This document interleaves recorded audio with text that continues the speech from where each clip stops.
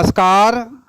आप देख रहे हैं ऑल न्यूज नंबर 1। आज हम बिहटा के बिलाप गांव में हैं। यहाँ पे मैं एक ऐसे शख्स से आपको रूबरू कराना जा रहा हूँ। ये शख्स कोई आम आदमी नहीं है। ये शख्स लाखों में एक आदमी होते हैं जिनके पास इस तरह का ज्ञान होता है, तांत्रिक ज्ञान। आज के भौगोलिक दृष्टिकोण में, वैज्ञानिक दृष्टिकोण में तांत्रिक को कोई नहीं मानता, पूजा पाठ को कोई नहीं मानता, लेकिन आज के समय में भी पूजा पाठ हैं और आज के डेट में भी तांत्रिक है। आज मैं बिहटा के बिलाप गांव में थाना IIT अम्हरा क्षेत्र में है।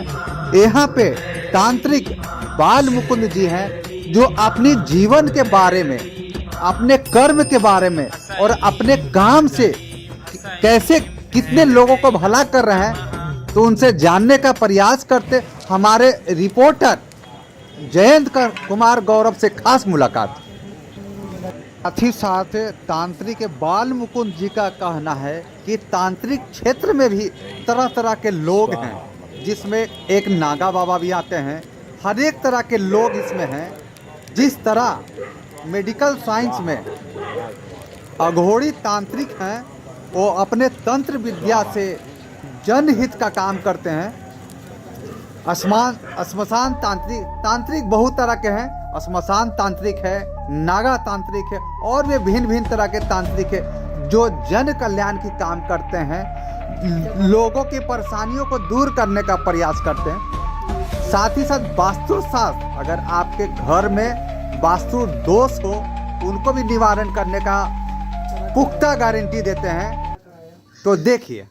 नमस्कार, आप देख रहे हैं ऑल न्यूज नंबर 1। मैं संवाददाता जयंत कुमार। आज नए साल का दूसरा दिन है। 2026 की शुरुआत हो चुकी है। जनवरी महीना का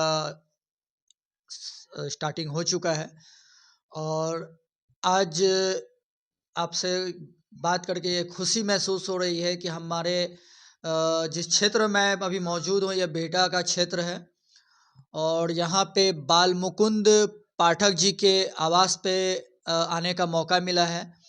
इनके बारे में अगर बताया जाए तो ये एक तंत्र विद्या और तांत्रिक कार्यों से जुड़े हुए हैं। अब सवाल उठता है कि साधना, तंत्र विद्या जिसे लोग अघोरी भी कहते हैं, अन्य अन्य नामों से जाना जाता है, लेकिन सवाल ये है कि ये वास्तविक में इनका कार्य क्या है और समाज के लिए, लोगों के लिए ये कैसे फ़ायदेमंद हैं, साबित होते हैं। क्योंकि लोगों को इन सभी चीज़ों की पूर्णतः जानकारी नहीं होने के वजह से लोग इस चीज़ का असल लाभ नहीं उठा पाते हैं, जिसके वजह से अलग अलग भावनाएं हैं, दुर्भावनाएं भी हैं। तो चलिए इस बात का पूरी खुलासा और खंडन करते हैं। हम लोग बात करते हैं बाल मुकुंद जी से।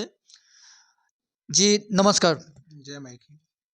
पहले तो आप अपना परिचय बताएं, आप अपना व्यक्तिगत परिचय, पारिवारिक परिचय और इस क्षेत्र में कैसे आपकी रुझान हुई, पूरा विस्तार से बताएं। मेरा नाम तंत्र साधक बाल मुकुंद हुआ और मैं बिहटा क्षेत्र के बिलाप गांव के रहने वाला हूं और मुझे आध्यात्मिक में शुरू से रुचि रहा। थाना क्षेत्र क्या पड़ जाता है? मेरा थाना अभी IIT अम्हरा बिहटा ही है और पोस्ट भी बिहटा है।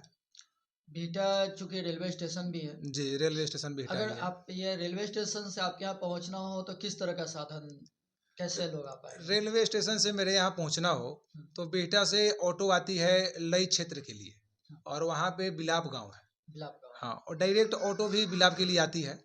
तो यहाँ पे आकर और किसी से पूछें कि हमको बाल मुकुंद जी के यहाँ जाना है, लोग पहुँचा तो पहुँचा देगा। आगे बताएं। और उसके बाद आध्यात्मिक में रुचि जो मेरा हुआ, तो ये शुरू से बचपन से ही मतलब मेरा रहा आध्यात्मिक में। शुरू से हमारे दादाजी तो जो थे वो टीचर थे, उसके बाद पुजारी थे, पूजा भी करते थे। उनके साथ बचपन से हम जाते रहा और हर चीज़ सीखते रहा। वो सीखते सीखते सीखते फिर मेरा भी रुचि इसमें आध्यात्मिक में बहुत बढ़ गया। मैं भी पूजा पाठ कराने लगा, पूजा पाठ में जुड़ गया, साधनाएँ में जुड़ गई। फिर अचानक मेरा मुलाकात जो हुआ, 2017 की घटना है। अचानक मेरा मुलाकात एक हमारे रिलेटिव हैं, वो इस चीज में तंत्र में ही है, अच्छा। तो उनसे हुआ। वो हमको बोले कि हमारे साथ चलो, से हम तुमको दिखाता हूँ कि कैसे तंत्र साधनाएं होती है और क्या है तंत्र विद्या क्या है। मतलब एक रुचि हुई जानने की, हाँ, इच्छा हुई। जानने की हमारी इच्छा हुई और मेरा भी रुचि बहुत अत्यधिक बढ़ गया और मैं उनसे बोलने लगा कि कब चलना है, कब चलना है। तो उन्होंने हमको बताया, तो होलिका दहन के दिन था, अच्छा अच्छा 2017 में होलिका दहन के दिन था। जी। और यहाँ पे गया में एक मोक्ष धाम शमशान घाट है, अच्छा। तो वहाँ पे जितने भी तांत्रिक लोग हैं तो होलिका दहन के दिन या अमावस के दिन अत्यधिक मतलब की साधनाएं करते हैं। ये सब जो तंत्र शक्तियाँ होती है अमावस के दिन, अष्टमी के दिन और पूर्णिमा के दिन, ये सब बहुत ज्यादा मतलब आप ये जागृत होता है। कहना ये चाह रहे हैं कि जो तंत्र साधना है इसकी शक्ति प्राप्ति के लिए एक योग हो, मतलब साधना करना पड़ता है। हाँ, साधना करना पड़ता है। ग्रहण के दिन अलग, अच्छा अच्छा। उसके बाद 41 दिन का साधना होता है। मतलब कि इसमें बहुत प्रकार के मतलब कि अलग अलग जाइएगा तो इसके विषय में है। तो थोड़ा बताइए कि मतलब आप लोगों को कि इसमें कितने रूप होते हैं, प्रकार कितने तरह के होते हैं? देखिए, मतलब तंत्र में पहले होता है कि तंत्र में 2 रूप है। गुरु के सानिध्य में हम काम किए तो तंत्र में 2 रूप होते हैं। जैसे 10 महाविद्या का 2 रूप, काली कुल और श्री कुल। तो काली कुल में 5 देवी और श्री कुल में 5 देवी। सब काली का ही रूप है। कोई पीत काली हुए तो बगलामुखी हो गए, कोई नील काली हुए तो माँ तारा हो गई। तो सबका अपना अपना अलग रूप है, लेकिन सब रूप है काली का ही है। तो हम श्री कुल के मतलब के पुजारी हैं। हमारे गुरुजी जो दीक्षा दिए तो वो श्री कुल के देवी का ही हमारी जो इष्ट है श्री कुल का ही है। तो हम उनका ही आराध्य में और गुरु के सानिध्य में उनका साधनाएं की। और कहाँ किए तो वही बताए कि गया मोक्ष धाम में। तो होलिका दहन के दिन वहाँ मोक्ष धाम में किए। फिर उसके बाद रुचि और बढ़ गई। रुचि बढ़ने के बाद गुरु जी ने हमको दीक्षा, तारापीठ बंगाल में है, तारापीठ में उन्होंने हमको दीक्षा दिया। दीक्षा के बाद गुरु जी ने हमको एक मंत्र दिया, जो गुरु मंत्र होता है और इष्ट मंत्र होता है, उसका जाप करने के लिए दिया। बोला कि ये जाप करते रहो, कल्याण होगा। धीरे धीरे जाप का संख्या हम पूरा करते गए और अत्यधिक हमको जानने की रुचि हुई, रुचि और बढ़ते गई कि और आगे क्या है। तंत्र में बोले विद्या का समंदर बहुत है, इसके अंदर जाएंगे तो इसके अंदर भी गहराई बहुत है, परिश्रम भी बहुत है और माता परीक्षा भी बहुत लेती है। अच्छा, ये बताइए साधना के बारे में आपने बताया लोगों को कि साधना आपने ज्ञान अर्जित किया, लोग ये करते आए हैं पुराने समय से ही, योगी लोग। अघोरी जिसे कहते हैं जी। तांत्रिक, क्योंकि मुझे भी पूरी तरह पूर्णतः मुझे भी पता नहीं है, आपसे मौका मिला है और हमारे जरिए लोगों तक जानकारी पहुंचे, तो ये पूरा आप खंडन करें कि इसमें कितने रूप होते हैं। जैसे आप देखते आए हैं कि एक ओझा होते हैं जी। एक ओझा गांव घर में किसी चीज का मतलब कि पूजा किए और झाड़ फूक करने लगे, उसको ओझा बोलते हैं। वो ओझागिरी लोग करते हैं। और एक तांत्रिक होते हैं जो माता का उपासना किए, माता का शक्ति का आराधना किए, वो तांत्रिक हो गए। और जो औघड़ जो होते हैं, जो शमशान में बैठ के माता का तंत्र विद्या से उसका शक्ति प्राप्त किए। अच्छा अच्छा। और तांत्रिक विद्या से भी शक्ति प्राप्त किए, हर चीज का जानकारी रखे, वो हो गए औघड़। और एक अघोरी होते हैं। अच्छा। तो अघोरी लोग होते हैं कि वो गृहस्थ जीवन से दूर रहते हैं। अच्छा। अघोरी का गृहस्थ जीवन में कोई मतलब के लेना देना, माया मोह से सब त्याग है, परे है वो। हाँ, पूरा एकदम वैराग्य जीवन उनका है। शमशान में ही उठना, शमशान में ही बैठना, जो भी है वो अघोरी लोग का दिनचर्या बहुत ही होता है। मतलब कि आप देखेंगे। अच्छा, एक होते हैं नागा बाबा, तो नागा इन्हीं सब के प्रकार हैं या वो अलग होते हैं? नागा बाबा को अघोरी साधना बोलते हैं, वो अघोर विद्या में नागा बाबा होते हैं। अच्छा अच्छा। जो नागा बाबा होते हैं बहुत कम दिखाई देते हैं। आप देखे होंगे कि हमेशा मलमास के ही मेला में दिखाई देते हैं और नागा बाबा हर जगह दिखाई नहीं देते हैं। अभी फिलहाल जो संगम स्नान हुआ था उसमें काफी मात्रा में ये लोग आए। हाँ, आए थे, क्योंकि ये लोग का है कि संगम स्नान जो मलमास का मेला लगा है, ये लोग का प्रथा बनता हुआ है। आप देखे होंगे कि कितने सारे अघोरी आए और कितना आए और कितना विलीन हो गए। ये बात तो सही है कि आज अगर हम लोग अपने गली मोहल्ला में, क्षेत्र में, राज्य में कहीं भी अगर ढूंढने जाएं तो शायद ही ये सब महापुरुष महात्मा लोग जिन्हें अघोरी हम लोग कहते हैं या नागा बाबा कहते हैं शायद दर्शन दें। लेकिन ये भी एक सत्य है कि जो गंगा स्नान, जो संगम स्नान हुई थी वाराणसी में, इतने मात्रा में लोग आए और कहाँ चले गए, जो मतलब एक अलग ही विडंबना है। जी आगे बताएं। तो वो नागा साधु जो हुए तो वो अपना विलीन हो गए, अपना समाधि ले लिए और परम पिता के चरणों में चले गए। ये लोग का मुक्ति मिल गया। तो ये लोग मलमास के बाद ये पहाड़ पे रहते हैं। कहाँ रहते हैं इनका कोई नहीं जानता है कि कौन कहाँ रहता है, क्या करता है। नागा साधु किसी को दिखाई नहीं देते हैं। ये अपना साधनाएं वैराग्य जीवन से भरे रहते अच्छा, हैं। बात करते हैं आप जो अभी आपका जो असल काम है वो किस चीज़ का, आपने किस चीज़ का ज्ञान अर्जित किया? हम माता का उपासक हैं ठीक और है। 10 महाविद्या का उपासक हैं। जी बिल्कुल। हम 10 महाविद्या का देवी का पूजा करते हैं और गुरु के सानिध्य से करते हैं। गुरु जैसे जैसे हमारे आदेश देते हैं उस प्रकार से हम उनसे अपना पूछ के और अपना करते रहते हैं। उसके बाद अगर आपके दरवाजे पे, आपके दरबार में आपसे कोई व्यक्ति आपसे सहायता मांगने आए, जी, तो आप किस तरीके से उनके लिए जन कल्याण कर सकेंगे? जैसे पहले तो उनसे पूछेंगे किस प्रकार का सहायता के लिए आए हैं। जी बिल्कुल। अब मान लेते हैं कि उनको कोई स्पिरिट आत्माएं से परेशानी हो या कुछ बीमारियों से ग्रस्त हो या आर्थिक स्थिति से तंगी हो। अच्छा, एक सवाल उठता है, साइंस आत्मा को नहीं मानती है, लोगों का कहना है। जी, तो क्या ये धरातल पे, इस धरती पे ऐसी शक्तियां हैं? देखिए क्या कहेंगे इस बारे में? हम बताते हैं कि आत्मा जो होती है हम्म, वो अनंत है, ठीक है। अजर है, अमर है। ये शरीर है, ये मानव शरीर जो है, ये शरीर मर सकता है, आत्मा नहीं मर सकती है। ठीक है। हम बोलते हैं ना कि 84 लाख योनि में भ्रमण करने के बाद मनुष्य योनि में आदमी जन्म लेता है, मनुष्य के रूप में जन्म लेता है। तो 84 लाख योनि के बाद मनुष्य में जन्म लिया तो ये पृथ्वी लोक है, यहाँ पे जन्म है तो मृत्यु भी है। कभी कभी क्या होता है, घरेलू भाषा में बोला जाए तो लोग कहते हैं कि डॉक्टर से इलाज करा लिए ना, थोड़ा ओझा गुनी पे दिखा लीजिए, तो कि झटका लग गया होगा, धूप भूत पकड़ लिया होगा, या तांत्रिक के पास जाइए, ओझा गुनी कर लीजिए। तो थोड़ा इसमें आप खंडन कीजिए कि अगर आपके यहाँ कोई सहायता के लिए आएंगे तो कैसे, आप क्या क्या कर पाएंगे? देखिए हमारे पास कोई भी सहायता के लिए आता है तो हम उसका पहले नाम और गोत्र पूछते हैं और उसके बाद उसके नस नड़ी जिसको हम बोलते हैं उसको पकड़ के अपने माता का ध्यान लगाते हैं। तो ऑटोमेटिक हमारे जो है कि उसको क्या है, अगर आत्मा पकड़ी हुई है या क्या दिक्कत है तो ऑटोमेटिक हमको पता चल जाता है। जी बिल्कुल। तो हम आत्मा को दूर कर सकते हैं। बीमारी है तो बीमारी डॉक्टर ही दूर कर सकता है, हम आत्माएं को काबू कर सकते हैं। जी बिल्कुल। उसको ठीक करना हो तो हम कुछ उपाय कर दिए या ग्रह का कुछ चाल हो। अच्छा, इसमें एक चीज देखा जाए कि ग्रह का है, कुछ गोचर का है, आत्मा है, तो कितने प्रकार की चीजें होती हैं? किस चीज का? मतलब जाए कि कोई व्यक्ति अगर परेशान है, महिला हो, पुरुष हो या कोई भी हो, तो जब आप वो कितने तरह का उनमें दोष निकल सकता है?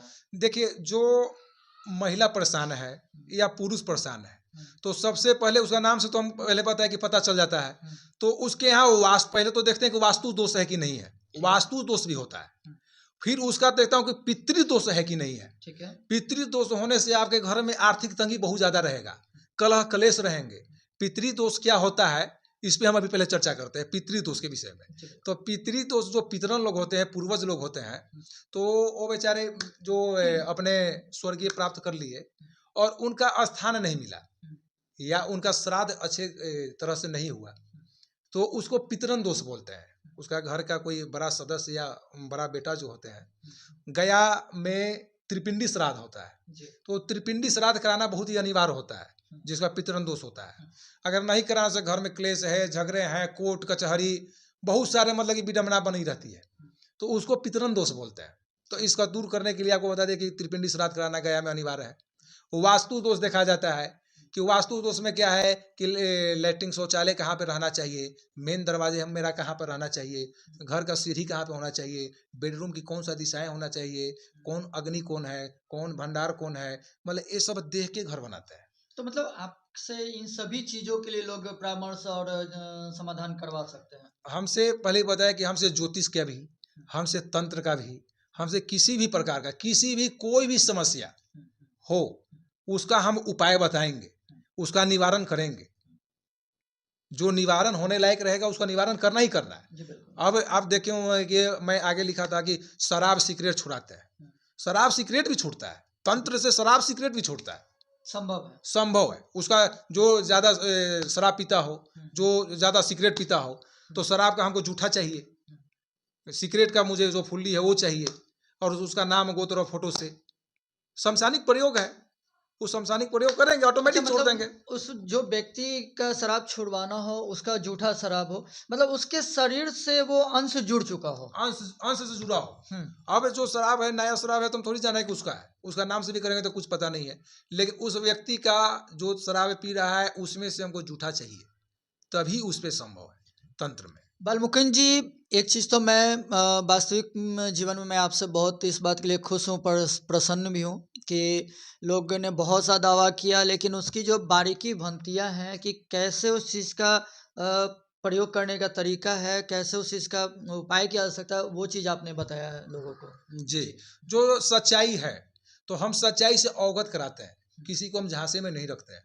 आप बहुत जगह गए होंगे या जाते होंगे तो लोग बाबा का चोला पहन के और लोगों को मूर्ख बनाना, और बोलते हैं ना कि नींबू उड़ा रहे हैं, बाबा पर्चा लिख रहे हैं, बाबा मन की बात बता रहे हैं, भभूत निकाल रहे हैं, ये सब हाथ का सफाइया है, ये हाथ का सफाया है। जो ओरिजिनल साधक है, जो ओरिजिनल माता का पुजारी है, वो अपना शक्ति का प्रदर्शन नहीं करता है, किसी के बाद ये नहीं दिखा रहा है कि ये देखो मैं आत्मा को बुला दिया, ये देखो, अपना शक्ति का प्रचार नहीं करता है।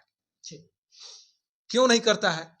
शक्ति का प्रचार इसलिए नहीं करता है कि वो जितना अपना तप किया है, जितना साधना किए हैं, वो शक्ति का प्रचार करने में अब 100% साधना को उसको हम संजोग के रखे हुए एक सवाल है मेरे मन में, जहन में, जो आपसे पूछना चाह रहा हूँ।